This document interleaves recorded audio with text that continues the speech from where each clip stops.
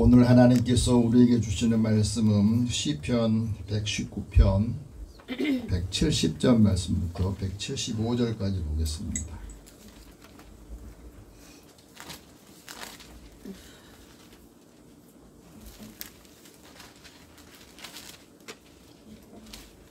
우리 같이 이 말씀을 함께 읽으면서 시편 기자를 통해서 하나님께서 우리에게 주시는 말씀으로 받기 원합니다. 170절 같이 읽습니다. 나의 간구가 주의 앞에 이르게 하시고 주의 말씀대로 나를 건지소서. 주께서 윤리를 내게 가르치심으로 내 입술이 주를 찬양하리이다. 주의 모든 계명들이 의로움으로 내 혀가 주의 말씀을 노래하리이다.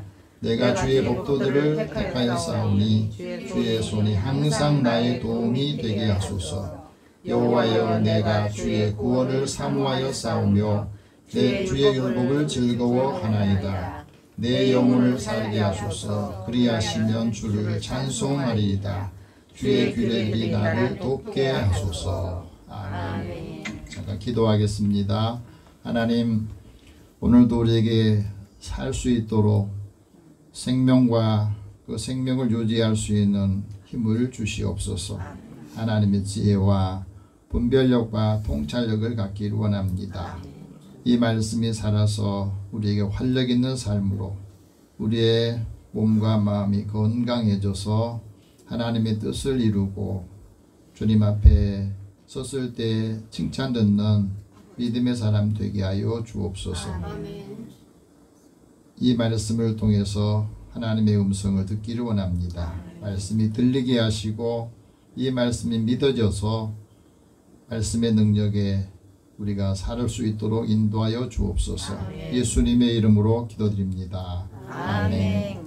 우리 옆에 계신 분이 서로 인사 나눕시다. 하나님 당신을 사랑하십니다. 한 번 더요. 당신을 보니 예수님을 보는 것입니다. 네. 예수님의 모습이 보입니까? 네. 예수님 모습이 보여야 됩니다. 지금까지 여러분 살아오시면서 건강한 날들이 많았습니까? 아니면 힘들고 고통고 또 병치레 기간이 더 많았습니까? 사실은 그래도 건강한 날이 더 많았을 겁니다. 우리가 살아가면서 건강한 날들, 또 우리의 삶의 자리에 즐거운 날들이 많은데 다른 사람과 늘 비교하면서 그런 걸 잊어버려요. 고등학교 교사로 시작했던 김창수 시인이 학교 학생들을 가르치다가 33살 뒤에 급성 간염으로 간 이식을 받는 수술을 받았답니다. 학교 생활 또 학생들을 가르치기가 어려워서 그만두고 대안학교를 강주 지혜학교 설립해서 이제 아이들을 가르치는데 35년 동안 여러 가지 질병으로 많은 수술을 받았다고 그래요. 부정맥, 심장 판막, 뇌출혈 수차례 수술을 받고 또 23년부터는 혈액암 진단을 받고 지금까지도 투병 생활을 해오고 있다. 우리가 생각할 때 35년 동안 긴 시간을 투병 생활하면서 매일 병원 들락거리고 또 고통의 시간을 보냈더라면 어떻게 되겠나. 그런데 그분은 그 병상에서 이제 주시는 그 마음을 가지고 시를 쓰기 시작을 했다고 그래요. 그래서 그 시들을 모아가지고 당신 앞에서라고 하는 이 편집을 시를 책을 냈는데 이 책을 내게 된 계기도 나처럼 투병 생활을 오래 하고 있는 분들 또 병약한 몸으로 살아가는 환자들에게 좀 도움이 됐으면 좋겠다. 그런 마음으로 썼는데 그분이 이제 병상에 누우면서 그런 생각을 했대요. 시방 내가 누워있는 그것은 병상인가 칠성판인가. 같은 눕는 자리도 산자가 누우면 병상이고 죽은 자가 누우면 그게 칠성판이 되더라는 거예요. 그러면서 병상과 칠성판은 서로 다른 것 같지만 하나다. 마치 동전 앞뒤처럼 한 몸이다. 하루도 몇 번이고 병상에 환자들이 치워지고 다시 채워지는 삶이죠. 삶과 죽음의 경계에서 절대자에게 하나님께 간구한다. 너무 힘드니까 주여 하루라도 빨리 마치게 해주세요. 고통 속에서 살아간다고 하는 것이 궁극적인 의미를 다시 되풀이해보는 그런 삶의 자리에서 늘 묻고 기도하고 간구하는 그런 삶을 살게 되더라는 거예요. 우리가 살아가면서 그렇습니다. 건강한 상태에 있을 때 우리가 얼마만큼 절박하면서 하나님께 간구하고 기도하느냐. 좋은 일이 있을 때 고민이나 어려움이 없이 살아갈 때 하나님께 절박한 마음으로 우리가 간구하고 기도한 일이 별로 없잖아요. 생사의 경계에 섰을 때 내가 힘으로 내 힘으로 안 된다고 생각할 때 그때 사람들은 절박해지고 절박한 마음으로 하나님 앞에 간구하고 기도하기도 합니다. 다윗도 삶의 자리에서 어렸을 때부터 청소년기 때부터 하나님 앞에 늘 기도했는데 더 절박한 기도는 오히려 자기의 삶의 위기에서 나오더라. 그러면서 그가 쓴 28편에 보면 내가 주의 지성소를 향하여 나의 손을 들고 주님께 부르짖을 때에 내 간구하는 소리를 들으소서. 여호와를 찬송하며 내가 간구하는 소리를 하나님 들어주세요. 하나님을 절박한 마음으로 기도하고 간구했던 것. 그러면서 그 간구하는 것을 왜 절박하게 하느냐. 하나님은 내가 간구하는 것을 들으시고 외면하지 않으시더라는 거예요. 하나님 앞에 간구하는 사람에게 하나님 가까이 하시고 하나님께 진실하게 간구하는 사람에게 하나님께서 가까이 하시면서 그에게 인자와 구원을 베풀어 주시는 것을 체험했기 때문에 그렇습니다. 그래서 그는 이렇게 말합니다. 여호와여 주의 인자하심을 우리에게 보이시고 우리에게 구원을 베풀어 주소서. 하나님을 의지하고 전적으로 신뢰할 때 하나님께서 그가 간구하는 삶이 믿음의 생활이 되어서 위기를 극복하고 또 많은 사람들을 이끌어주는 역할을 했던 것이죠. 오늘 시편 기자가 쓴 119편은 시편에서 또 성경 전체에서 가장 긴 구절이에요. 외우기도 쉽습니다. 우리가 병이 났을 때 긴급한 상황이 있으면 어디에 전화해요? 119에 전화하잖아요. 119, 119편은 의 성경에서 제일 길어요. 176절까지 있습니다. 더 특별한 것이 또 하나 있습니다. 176절까지에 보면 히브리 알파벳이 22자인데 첫째 알렙부터 시작해서 타오까지 그 7절, 8절, 10절 해가지고 그 알파벳 순으로 이 시를 쓴 거예요. 굉장히 좀 독특한 시편이죠. 오늘 마지막 부분 타오에 해당되는 이 말씀 시인데 이 말씀이 우리에게 주시는 의미가 굉장히 큽니다. 하나님 나의 간구가 주님 앞에 이르게 하소서. 주의 말씀대로 나를 건지소서. 내게 주의 율례를 가르쳐 주소서. 내 주의 손이 항상 나의 도움이 되게 하소서. 주의 구원을 사모하게 하소서. 내가 주의 율법을 즐거워합니다. 매일매일 우리가 기도하는 것, 간구하는 것을 그는 그걸 시로 써서 하나님 앞에 기도하면서 내 영혼을 살려달라고, 내 영혼을 살게 해달라고 기도했던 겁니다. 오늘 말씀 보면은 여러분 기도하고 간구가 어떤가 하는 것 차이점을 알아야 돼요. 우리가 드리는 기도가 대부분 간구가 많아요. 근데 기도 속에는 네 가지가 항상 포함이 되어 있어야 돼요. 첫 번째는 하나님을 찬양하는 것이 있어야 돼요. 찬양이 없는 기도는 기도가 아닙니다. 하나님을 찬양합니다. 하나님의 이름을 높입니다. 찬양이 들어가야 되고, 두 번째는 고백이 들어가야 됩니다. 고백, 자신의 삶의 고백, 죄의 고백. 우리 예배 드릴 때 고백 기도 드리잖아요. 우리가 하나님의 기도하는데 사람이 왜 안 바뀌냐면 이 고백이 없어서 그래요. 나의 허물과 잘못을 고백하고 죄를 고백하고 죄를 회개하면서 거기서 변화가 되고 하나님의 음성을 듣게 되고 힘들 때 속상할 때 기도하면 그래 너무 많이 힘들겠구나. 너 고통을 나도 알고 있다. 근데 힘내라. 그런 마음을 주실 때 위로를 받게 되죠. 그래서 고백이 필요해요. 중요한 겁니다. 세 번째는 감사. 감사가 없는 기도는 기도가 아니에요. 우리의 삶의 자리에서 감사할 일이 그렇게 없냐고. 건강한 거 걸어 다닐 수 있다고 하는 것이 얼마나 감사합니까? 근데 그 감사 다 잊어버려요. 자기가 필요한 것 그때 안 줬다고 원망하고 불평하는데 감사가 있어야 기도가 돼요. 마지막 네 번째는 간구입니다. 오늘 말씀에는 간구. 자기가 필요한 것, 내가 원하는 것, 그것을 하나님 앞에 아뢰고 의뢰하고 또 하나님 앞에 드리는 자신의 것들을 드릴 수 있도록 응답해 주기를 기도하는 것. 그것이 간구예요. 그러니까 기도와 간구가 좀 다르죠. 기도 안에 간구가 들어있어요. 우리가 하나님 앞에 기도할 때 이 네 가지를 항상 들어가야 기도가 된다는 거예요. 간구는 하나님 앞에 드리면서 내가 부족하다는 거, 내가 의지하는 거, 그것을 우리에게 가르쳐 줍니다.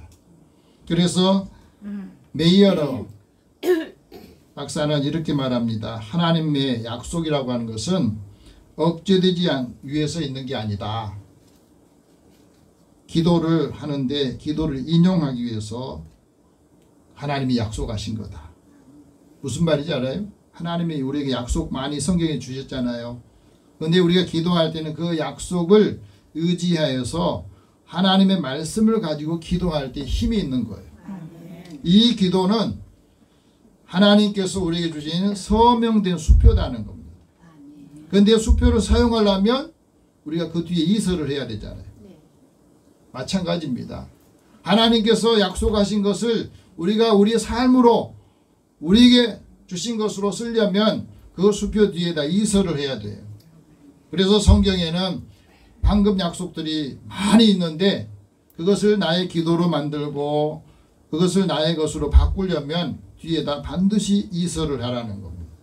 그래야 그 기도가 약속이 실현이 된다는 것. 그 기도가 하나님께서 우리에게 주시는 은혜고 그 기도를 통해 사람이 변화되는 겁니다.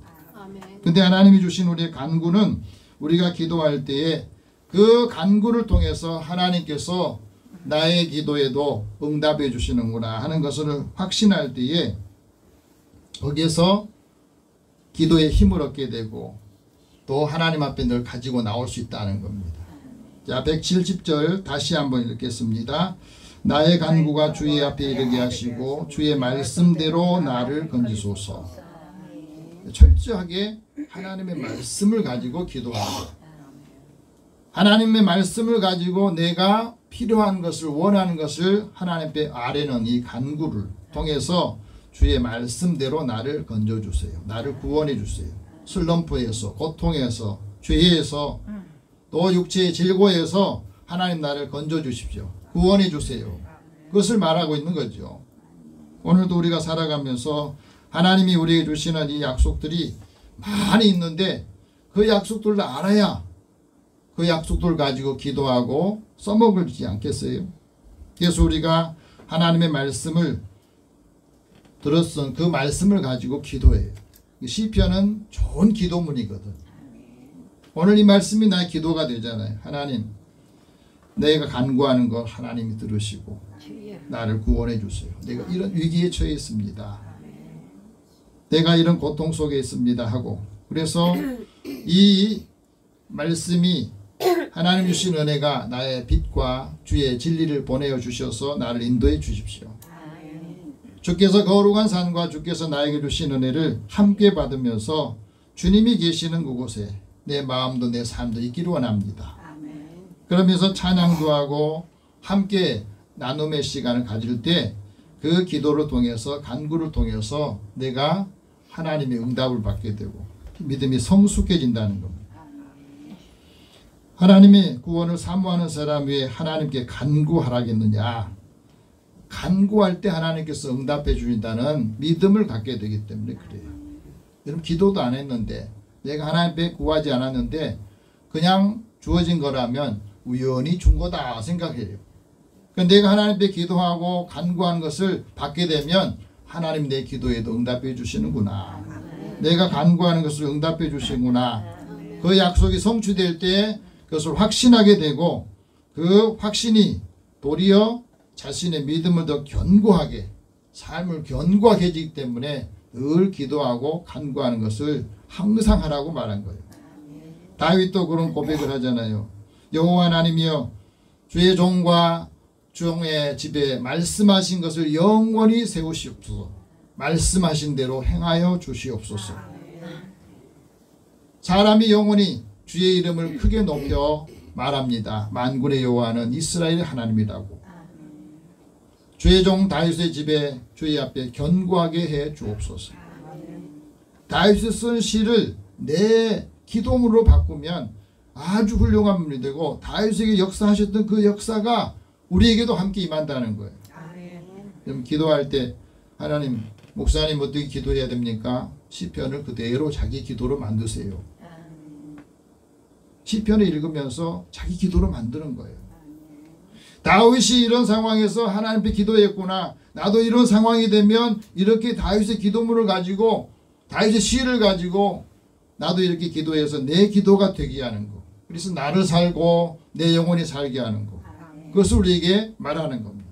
느헤미야도 그런 기도하잖아요. 하늘의 하나님 여호와 크고 두려우신 하나님이여 주를 사랑하고 주의 계명을 지키는 자에게 언약을 지키십니다. 긍휼을 베푸시는 주여 내가 이렇게 간구합니다.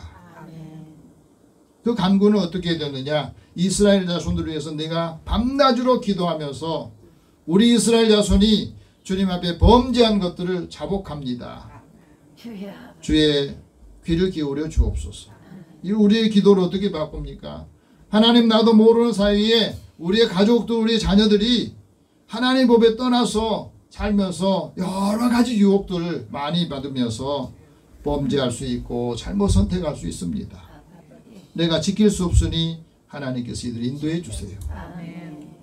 그들의 눈을 열어주셔서 하나님이 나에게 주셨던 이 기도가 이들에게도 함께 응답이 되게 하여 주시고 이들을 지키게 해 주옵소서.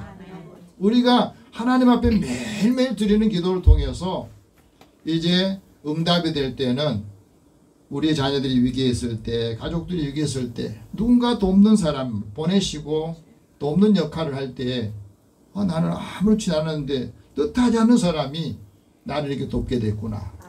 그런데 그 뒤에 그 시간에는 기도하는 사람이 있었다고 하는 것을 알게 될 때 기도라는 게 이렇게 중요하구나. 하나님 앞에 간구하는 게 이렇게 중요한 걸 깨닫게 되는 거거든.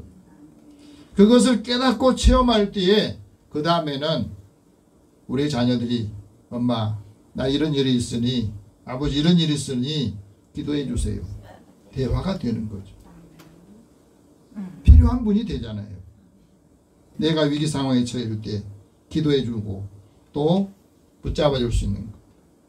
하나님께 나아가는 사람들은 예수님을 힘입어서 하나님이 구원하신 예수님을 통해서 구원하신 것을 체험하게 돼요. 그 이유가 예수님이 항상 살아계셔서 그를 위해서 간구하신다는 것을 알기 때문에 그래요. 그래서 히브리서 기자는 우리에게 그 말을 하잖아요. 우리가 주님 앞에 나아갈 때 하나님 앞에 나아갈 때는 예수님의 그 은혜 예수의 이름을 힘입어서 나아간다. 그래서 하나님의 구원을 전하고 그들을 담대하게 전하고 살든 죽든지 내 몸에서 그리스도가 존귀하게 되는 것. 그것이 내가 사는 것이다. 그래서 내가 죽는 것도 유익하다. 생사에서 우리의 삶에 소중한 것을 가르쳐 줍니다. 오늘도 하나님이 우리에게 주시는 이 말씀 주의 구원을 사모하면서 주야로 하나님 앞에 기도할 때 그 기도 주님께서 들으신다. 때로는 통곡하고 때로는 고통을 호소할 때도 하나님께서 그 눈물을 보신다 하는 것. 내가 아파하는 거 주님은 더 아파하신다. 여러분 우리 자녀들이 힘들어할 때 내가 할 수 없고 그 자녀들만이 할 수 있는 거라면 옆에서 안타까운 마음으로 들잖아요. 그때마다 같은 마음으로 기도하고 간구할 때 하나님이 역사하시는 거 체험하게 되는 겁니다. 그래서 야고보서 기자는 이런 말합니다. 서로 기도해라. 의인의 간구는 역사하니 힘이 크다. 서로 기도하라. 나를 위해서 기도한 분을 위해서 기도하고 또 내가 그분을 위해서 기도할 때 서로 기도할 때 교통할 때는 멀리 떨어져 있어도 그 사람과 가까이 있는 것을 느껴요. 여러분 실제로 한번 해보십시오. 그분을 위해서 기도하지 않으면 마음이 이렇게 막 멀어지는 걸 느껴요. 그 사람의 마음이 멀어지고 있구나. 그 사람이 점점 세상으로 나아가고 있구나 하는 것을 느낄 수가 있거든. 그래서 결국에는 떠나요. 사람의 관계는 하나님과 관계를 통해서 우리가 친밀해지기도 하고 하나님이 은혜를 주실 때 그 은혜를 체험하는 사람들은 아무리 멀리 있어도 아무리 오랜 시간 멀리 있어도 가까이 있는 겁니다. 그러니까 전화 오랜만에 해도 반갑게 받는 거예요. 왜? 계속 기도해 줬거든. 하나님이 주신 은혜를 함께 나눌 수 있던 겁니다. 그래서 오늘 말씀도 그럽니다. 하나님께 구원받기를 사모하는 사람이 뭘 하느냐. 첫 번째는 주께서 나에게 율례를 가르쳐 주시기를 원합니다. 하나님이 나에게 율례를 가르쳐 주시 171절 같이 봅시다. 주께서 율례를 내게 가르치심으로 내 입술이 주를 찬양하리이다. 율례가 뭐예요? 율례는 하나님이 지정해 주신 이 법도와 규례와 의무, 율법 규정을 말합니다. 이걸 왜 가르쳐 달라고 했느냐? 이 규례를 가르쳐 줄 때, 율례를 가르쳐 줄 때 그 율례를 지키고 행하는 사람에게 형통하게 한다고 말씀하셨어요. 우리 삶이 형통하려면 하나님이 가르쳐 준 대로 우리에게 주시는 그 율례를 따라서 살아가는 거예요. 사실은 우리의 삶이 형통하지 못한 삶이 뭐냐면 자기 마음대로 하기 때문에 자기 생각대로 하거든. 하나님이 우리에게 주신 율례를 우리가 잘 지키고 행하면 이렇게 몇 가지를 약속합니다. 땅에서 충만하게 되고 고난당할 때도 유익하게 하시고 고난을 통해서 하나님의 율례를 배우게 됐다. 잃어버렸던 것을 다시 찾게 되고 느끼게 되고 알게 된다는 겁니다. 고난이 어떻게 왔는가. 또 율례를 떠난 사람들은 주께서 다 멸시하고 하나님이 그 율례를 따르지 않을 때 하나님께서 그의 모든 보호막을 다 걷어버리는 것을 말씀해 주고 있습니다. 그래서 하나님의 백성이 율례를 따르고 그 규례를 지키면 내 백성이 되고 그들이 내 하나님이 될 것이다. 이 관계 속에서 하나님 우리에게 말씀하신 거거든요. 그래서 하나님이 우리에게 주시는 그 마음을 이제 새 마음을 주고 우리 마음에 굳은 마음을 제거해 준다.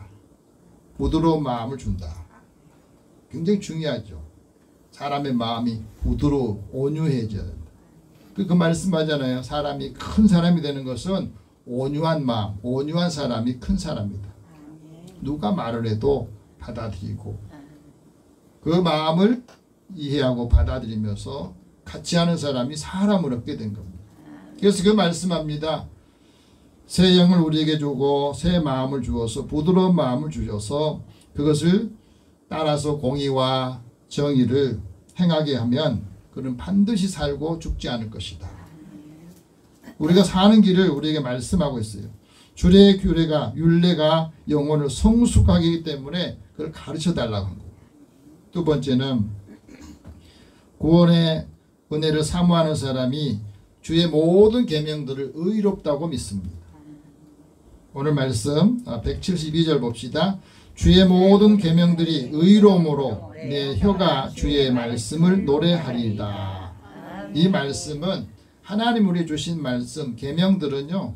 이것을 의무로 지키게 하는데 이거 힘들게 하기 위해 지킨 게 아니에요. 하나님 우리에게 주시는 거 창조하시고 사람을 잘 알아요. 그리고 그 말씀을 주실 때 이 말씀을 들을 때에 그 말씀을 통해서 우둔한 사람이 지혜롭게 되고 또 마음을 기쁘게 하고 그 계명을 통해서 우리가 순결하고 눈을 밝게 하신다 하고 말씀하거든요.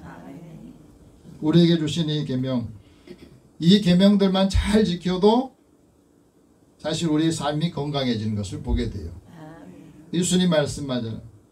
우리에게 주는 새 계명 주시고 하나님께서 우리에게 주셨던 그 계명들을 지키는 사람이 천대까지 은혜를 베푸신다 하고 말씀하시거든요. 천대. 한 세대가 30년이면 천대면 어디 뭐예요? 3000년이잖아요. 그러니까 우리가 살아가면서 우리의 자녀들이 하나님의 말씀을 잘 지키고 계명을 지키면 다 좋은 지각을 갖게 되고 그 지각이 있는 사람이 하나님을 찬송하는데 계속해서 찬송하는 삶을 사는 거예요. 계명을 지킬 때 자기 영혼을 지키고 행실을 올바로 하여서 하나님의 뜻을 이루게 하는 겁니다. 그 사람에게 하나님께서 복을 주시는데 철을 따라 비를 주시고 그 땅이 이 생산물을 내어서 그 나무에 많은 열매가 맺게 하신다 하는 말씀합니다. 그러나 반면에 이 계명을 지키지 않으면 어떻게 되느냐? 그 사람은 반드시 죽게 되고 재앙을 얻게 되는데 그 재앙이 뭐냐면 육체적인 고난을 받게 돼요. 그 말씀합니다. 폐병과 열병으로 눈이 어둡고 생명이 쇠약해질 것이다. 그러니까 우리의 모든 질병이 어디서 오냐면 하나님의 말씀하신 그 계명을 떠나니까 그래요. 육체의 소욕을 따라 살기 때문에 거기서 오는 여러 가지 육체적인 질고가 사람을 고통스럽게 하고 자신이 씨앗을 뿌리고 파종했지만 그 파종한 것이 헛되게 되는 겁니다. 그래서 우리가 살아가면서 하나님의 말씀을 사랑하고 주신 계명을 사랑해라. 예수님께서 말씀하시네. 서로 사랑해라. 너희가 서로 사랑한 같이 사랑을 받았으니 서로 사랑해라. 그래야 너희가 내 제자가 된 것을 알게 될 것이다. 예수님의 제자들은 서로 사랑하는 사랑은 서로가 하나가 되고 서로에게 주신 겁니다. 하나님께서 우리에게 주신 구원, 그 구원을 사모하는 사람이 주의 법도를 선택한다. 오늘 말씀 왜 선택하느냐? 그것을 항상 주의 손이 나를 도와주시기 때문에 그렇다고 말합니다. 173절 봅시다.